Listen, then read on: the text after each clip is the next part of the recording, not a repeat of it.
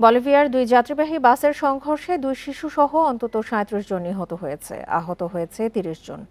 দেশটির দক্ষিণাঞ্চলে স্থানীয় সময় শনিবার ভোরে এই দুর্ঘটনা ঘটে। এটি চলতি বছর দেশটির সবচেয়ে ভয়াবহ সড়ক দুর্ঘটনা বলছে স্থানীয় কর্তৃপক্ষ। তারা জানায়, দুই বাসের একটি ওরুরো শহরের উদ্দেশ্যে যাচ্ছিল। সেখানে লাতিন আমেরিকার অন্যতম বৃহৎ উৎসব ওরুরো কার্নিভাল অনুষ্ঠিত হওয়ার কথা। এই উৎসবে প্রতি বছর কয়েক হাজার মানুষ অংশ নেয়। ঘটনাস্থলে কাজ করছে পুলিশ, তবে দুর্ঘটনার কারণ এখনও জানা যায়নি। বলিভিয়ার পাহাড়ি পথে প্রায়ই দুর্ঘটনা ঘটে। সরকারি হিসাব অনুযায়ী দেশটির প্রায় ১,২০,০০,০০০ জনসংখ্যার মধ্যে প্রতি বছর গড়ে ১,৪০০ জন সড়ক দুর্ঘটনায় প্রাণ হারায়।